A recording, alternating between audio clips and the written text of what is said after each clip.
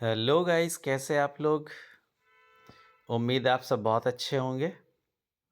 आज हम लोग एक नया चैप्टर शुरू करने जा रहे हैं जिसका नाम है साझेदारी। बच्चों, ये एग्ज़ाम के दृष्टिकोण से बहुत इम्पोर्टेंट चैप्टर है, तो बहुत ध्यान से आप लोग इसको करिएगा। चलिए, अब आज हम लोग सबसे पहले हम साझेदारी का अर्थ और उसके विशेषता डिस्कस करेंगे। क्लास शुरू करने से पहले एक बार फिर आप लोगों का हम लोग स्वागत करते हैं अपनी ऑनलाइन क्लास के अंदर। आइए अब हम लोग ज़्यादा समय न लेते हुए क्लास को शुरू कर लेते हैं। बच्चों देखिए, पहला क्वेश्चन हमारा जो बना है वो क्या है? साझेदारी का अर्थ समझाइए तथा इसके विशेषताओं की विवेचना करें। सबसे पहले हम साझेदारी का अर्थ समझेंगे।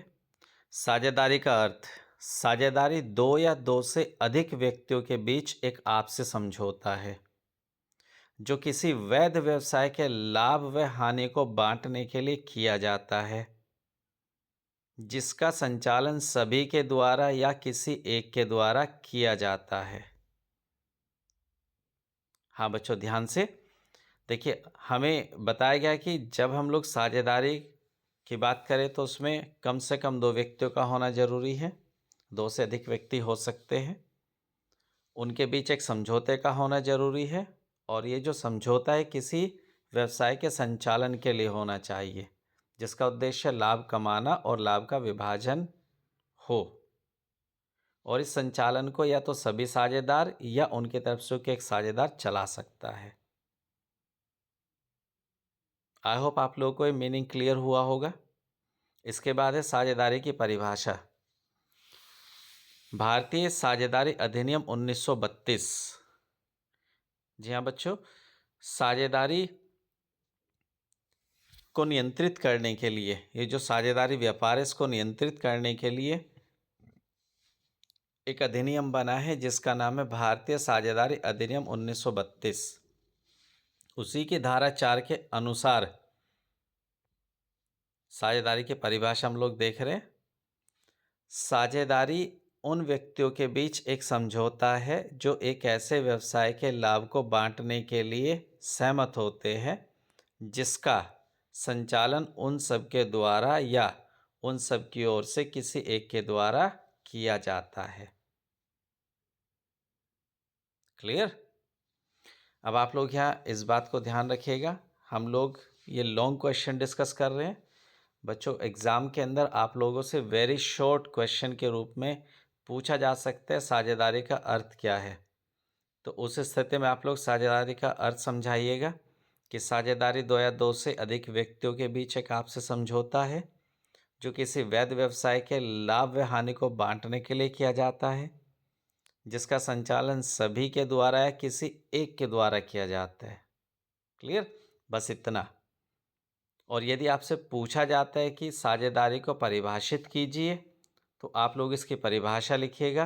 भारतीय साझेदारी अधिनियम 1932 की धारा 4 के अनुसार साझेदारी उन व्यक्तियों के बीच एक समझौता है जो एक ऐसे व्यवसाय के लाभ को बांटने के लिए सहमत होते हैं जिसका संचालन उन सब के द्वारा या उन सब की ओर से किसी एक के द्वारा किया जाता है।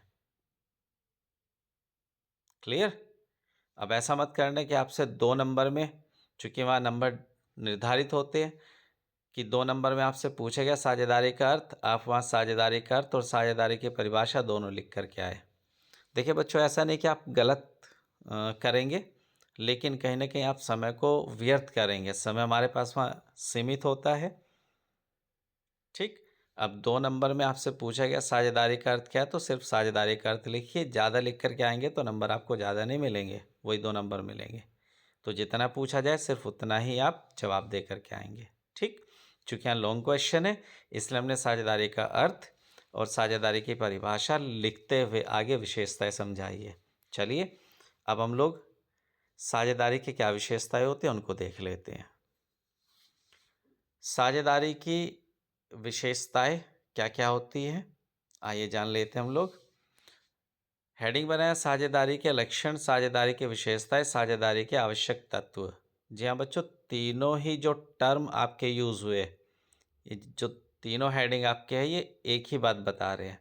तो या तो आपसे साझेदारी के लक्षण पूछा जाए, या साझेदारी की विशेषता, या साझेदारी की आवश्यकता। तो इसका मतलब तीनों ही मीन्स तीनों ही टाइटल से, तीनों ही बातों से आपसे एक ही बात पूछी गई है।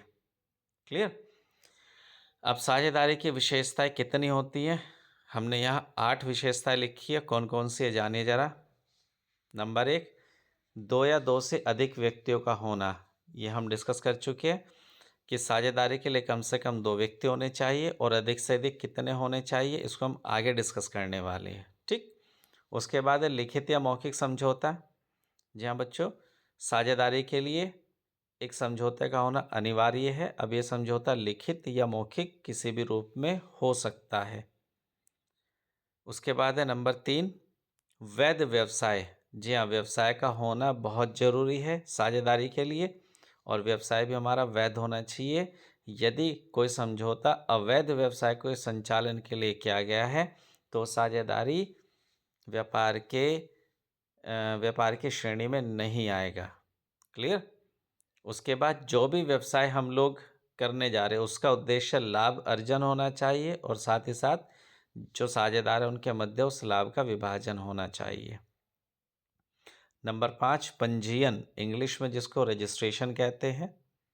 अब साझेदारी का जो रजिस्ट्रेशन है वो ऐच्छिक होता है, अनिवार्य नहीं होता। इस बात को जान लीजिए आप लोग। आगे हम लोग डिस्कस करने वाले हैं डिटेल के अंदर, तब और आपको क्लियर हो जाएगी बातें। उसके बाद है स्वामी एवं एजेंट का संबंध। जी हाँ, साझेदारों का साझेदारी फर्म के साथ स्वामी एवं एजेंट दोनों का संबंध होता है। उसके बाद है व्यवसाय से पृथक अस्तित्व नहीं। साझेदारों का साझेदारी फर्म या साझेदारी व्यवसाय से पृथक अस्तित्व नहीं होता है। उसके बाद लास्ट, असीमित दायित्व। जी हाँ बच्चों, साझेदारी व्यवसाय के अंदर साझेदारों का जो दायित्व होता है वो असीमित होता है। तो टोटल हमारे पास 8 विशेषताएं साझेदारी की। अब इनको हम लोग डिटेल में डिस्कस कर लेते हैं। पहला है 2 या 2 से अधिक व्यक्तियों का होना। साझेदारी के लिए कम से कम 2 व्यक्तियों का होना अनिवार्य है। कंपनी नियम 2014 के नियम 10 के अनुसार एक साझेदारी फर्म में साझेदारों की अधिकतम संख्या 50 तक हो सकती है। तो आपको क्लियर हो गया होगा, कम से कम साझेदारी व्यवसाय के अंदर 2 व्यक्ति होते और अधिक से अधिक 50 हो सकते हैं। ये आप लोगों से बहुविकल्पीय प्रश्न में भी पूछा जा सकता है, तो आप लोग ध्यान रखिएगा। कम से कम 2 और अधिक से अधिक 50, राइट। नेक्स्ट है हमारे पास लिखित या मौखिक समझौता। साझेदारी की रचना समझौते से होती है। यह समझौता लिखित या मौखिक किसी भी प्रकार का हो सकता है। नेक्स्ट, वैध व्यवसाय। साझेदारी के लिए एक वैध व्यवसाय का संचालन अनिवार्य होता है, और यह संचालन सभी साझेदारों द्वारा या सभी की ओर से किसी एक साझेदार द्वारा किया जा सकता है।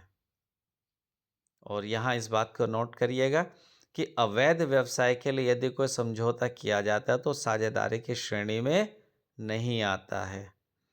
नेक्स्ट, लाभ अर्जन एवं विभाजन। साझेदारी का उद्देश्य लाभ कमाना तथा साझेदारों के मध्य लाभ विभाजन होता है। जी हाँ बच्चों, यहाँ भी नोट करिए एक बात कि यदि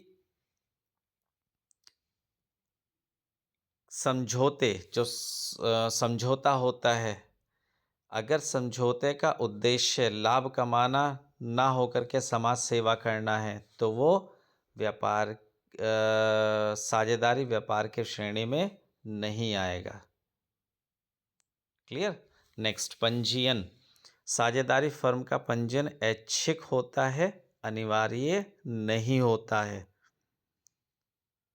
साझेदार चाहे तो फर्म का पंजीयन कराए और नहीं चाहते तो नहीं कराए। इसके लिए किसी तरह की बाध्यता नहीं होती कि आपको रजिस्ट्रेशन कराना ही कराना है। तो ध्यान रखिएगा, साझेदारी फर्म का रजिस्ट्रेशन ऐच्छिक होता है, अनिवार्य नहीं। इसके बाद है स्वामी एवं एजेंट का संबंध। साझेदारों का साझेदारी फर्म से स्वामी एवं एजेंट दोनों का संबंध होता है। अब स्वामी का कैसे? चूंकि साझेदार साझेदारी फर्म में पूंजी विनियोजित करते हैं तो वो स्वामी कहलाते हैं, और साझेदारी फर्म की ओर से लोगों से वो लेन देन करते, व्यावसायिक लेन देन करते, इसलिए वो एजेंट कहलाते हैं। ठीक इस प्रकार जो साझेदार होते हैं वो साझेदारी फर्म के स्वामी एवं एजेंट दोनों होते हैं। इसके बाद है व्यवसाय से पृथक अस्तित्व नहीं। साझेदारों का अस्तित्व साझेदारी व्यवसाय से पृथक नहीं होता है, अर्थात साझेदार व्यवसाय के सभी दायित्वों के प्रति उत्तरदायी होते हैं। लास्ट, असीमित दायित्व। एकाकी व्यापार की तरह साझेदारी व्यापार के सदस्यों का साझेदारी व्यापार के सदस्यों का दायित्व असीमित होता है। इसका मतलब ये होता है कि यदि कोई व्यावसायिक हानि होती है तो उसकी भरपाई केवल व्यावसायिक संपत्तियों से ही नहीं, साझेदार की व्यक्तिगत संपत्ति से भी की जा सकती है। क्लियर? आई होप आप सबको क्लियर हुआ होगा। चलिए अब आगे नेक्स्ट क्वेश्चन देखते हैं हम लोग। अगला क्वेश्चन है, साझेदारी संलेख से आप क्या समझते हैं? इसकी विषय सामग्री का वर्णन कीजिए। चलिए तो पहले हम लोग साझेदारी संलेख का अर्थ जान लेते हैं। साझेदारी का जन्म परस्पर समझौते द्वारा होता है। ये बहुत अच्छे से क्लियर हो गया आप सबको। यह समझौता लिखित या मौखिक किसी भी रूप में हो सकता है, ये बात भी आप लोगों को बता दी गई है। जब यह समझौता साझेदारों द्वारा लिखित रूप से किया जाता है तो इसे साझेदारी संलेख कहते हैं। इसे साझेदारी संविदा, साझेदारी विलेख या राजीनामा भी कहा जाता है। जी हाँ बच्चों, बहुत ध्यान से देखिए आप लोग। जब साझेदार समझौते को लिखित रूप में करते हैं तो वो साझेदारी संलेख कहलाता है। क्लियर? अब साझेदारी संलेख क्यों जरूरी होता है, क्या उसका महत्व है, ये भी जान लीजिए। लिखा है साझेदारी संलेख का महत्व। नंबर 1, साझेदारी संलेख साझेदारों के अधिकार, कर्तव्य एवं दायित्वों को स्पष्ट करता है जिससे उनमें किसी विवाद की स्थिति उत्पन्न ना हो। क्लियर? दूसरा है, साझेदारों में कोई विवाद होने पर साझेदारी संलेख की सहायता से उसका निपटारा आसानी से किया जा सकता है। जी हाँ, चूंकि सब चीज़ें लिखित में होती है तो किसी विवाद की स्थिति में साझेदारी संलेख की सहायता से हम लोग विवाद को आसानी से निपटा सकते हैं। इसके बाद है नंबर 3, साझेदारी संलेख न्यायालय द्वारा साक्ष्य के रूप में मान्य होता है। जी हाँ बच्चों, यदि साझेदारों के मध्य लिखित समझौता है तो विवाद की स्थिति में वो न्यायालय द्वारा साक्ष्य के रूप में माना जाएगा और उससे आसानी से साझेदारों के बीच उत्पन्न किसी भी प्रकार के विवाद को आसानी से निपटाया जा सकता है। क्लियर? अब इसके अंदर क्या क्या चीज़ें हम लोग लिखते हैं या क्या क्या बातें होनी चाहिए, चलिए इसकी विषय सामग्री को हम लोग डिस्कस कर लेते हैं आगे। साझेदारी संलेख की विषय सामग्री। विषय सामग्री मतलब इसमें शामिल की जाने वाली बातें। साझेदारी संलेख में निम्न बातों का उल्लेख किया जाता है। नंबर 1, फर्म का नाम एवं पता तथा मुख्य व्यवसाय। नंबर 2, सभी साझेदारों के नाम व पते। नंबर 3, प्रत्येक साझेदार द्वारा विनियोजित पूंजी की राशि। विनियोजित मीन्स कितनी पूंजी व्यापार साझेदार द्वारा व्यापार में लगाई गई है। नेक्स्ट नंबर 4, साझेदार की पूंजी ऋण एवं आहरणों पर ब्याज दर, कि साझेदारों की पूंजी पर किस दर से ब्याज दिया जाएगा। यदि साझेदारों ने फर्म को कोई ऋण दिया तो किस दर पर उनको ब्याज दिया जाएगा। यदि साझेदारों ने आहरण किए तो उनसे किस दर पर ब्याज लिया जाएगा। ये सब चीज़ें लिखी होती है। नेक्स्ट नंबर 5, लाभ हानि विभाजन अनुपात। व्यापार में जो लाभ हुआ है उसको किस अनुपात में बांटना है साझेदारों के मध्य, ये चीज़ यहाँ लाभ हानि विभाजन अनुपात के रूप में क्लियर की जाती है। उसके बाद छठा पॉइंट हमारा, साझेदारों को दिए जाने वाला वेतन व कमीशन। क्या बच्चों, यदि साझेदार व्यवसाय में किसी तरह का कोई सहयोग या कार्य करते हैं तो उसके बदले उनको क्या पारिश्रमिक दिया जाना है, वो यहाँ क्लियर होता है। 7वां है हमारा, साझेदारों के पारस्परिक अधिकार, कर्तव्य और दायित्व। जी हाँ, बिल्कुल स्पष्ट लिखे होने चाहिए ताकि उनमें किसी विवाद की स्थिति उत्पन्न ना हो। 8वां पॉइंट है हमारा, साझेदार के प्रवेश, अवकाश ग्रहण तथा मृत्यु की स्थिति में अपनाए जाने वाले नियम। जहाँ यहाँ यदि कोई साझेदार, नया साझेदार साझेदारी फर्म या साझेदारी व्यवसाय में प्रवेश लेता है, या कोई व्यक्ति, कोई साझेदार अवकाश ग्रहण करता है, मीन्स रिटायरमेंट लेता है, या किसी साझेदार की मृत्यु हो जाती है, तो इस स्थिति में किन नियमों का पालन होना है उनको लिखा होना जरूरी होता है। नेक्स्ट 9वां बिंदु हमारा है, साझेदारी प्रारंभ करने की तिथि। जी हाँ, कि साझेदारी किस तिथि को प्रारंभ हुई है, ये चीज़ होती है। नेक्स्ट 10वां बिंदु, फर्म के लेखांकन की अवधि। लेखांकन की अवधि जनरली हमारे पास 2 होती है, 1 जनवरी से दिसंबर और दूसरा 1 अप्रैल से 31 मार्च। तो किस अवधि को हम लोग फॉलो करेंगे, वो अवधि यहाँ लिखी होनी चाहिए। नेक्स्ट 11वां बिंदु है, साझेदार के दिवालिया होने पर हानियों का उपचार। जी हाँ, यदि कोई साझेदार दिवालिया घोषित हो जाता है तो उस स्थिति में यदि फर्म को कोई हानि होती है तो उसकी भरपाई या उसका उपचार या उसका समाधान कैसे होगा, इसका यहाँ मीन्स इसकी विधि लिखी होती है या लिखी होनी चाहिए। नेक्स्ट नंबर 12, साझेदारों के बीच विवादों को निपटाने के लिए अपनाई जाने वाली विधि। नंबर 13, खाते बनाने की विधि, लेखा प्रणाली तथा खातों का अंकेक्षण। अंकेक्षण होता है खातों का जांच कि कब कराना है और कैसे कराना है। उसके बाद है 14 पॉइंट, ख्याति के मूल्यांकन की विधि। जी हाँ, किसी नए साझेदार के प्रवेश पर या अवकाश ग्रहण करने पर या किसी साझेदार की मृत्यु पर ख्याति का मूल्यांकन किस प्रकार होना है, ये चीज़ यहाँ लिखी होती है। इसके बाद है 15वां पॉइंट, फर्म के विघटन की प्रक्रिया। विघटन का मतलब यदि साझेदारी फर्म का समापन किया जा रहा हो तो किस प्रकार किया जाएगा, और विघटन के बाद जो हिसाब किताब है, जो खाते हैं, उनका निपटारा कैसे होना है, ये सब बातें लिखी होती है।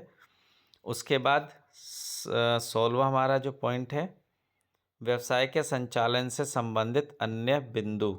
जी हाँ, जो 15 हम लोगों ने बिंदु लिखे, इनके अलावा भी कोई अन्य बिंदु हो सकता है जो व्यवसाय के संचालन से संबंधित साझेदारों को महत्वपूर्ण लगता है तो उसको शामिल कर सकते हैं।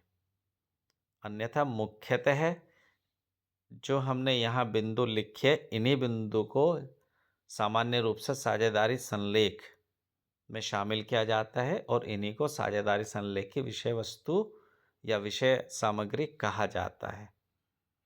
आई होप आप सबको आज की क्लास समझ में आई होगी। हमने आज की क्लास में 2 लॉन्ग क्वेश्चन डिस्कस किए हैं, दोनों बहुत अच्छे से आपको क्लियर हुए होंगे। बस आज इतना ही आप लोगों के लिए। मिलते हैं अगली क्लास के अंदर, तब तक टेक केयर।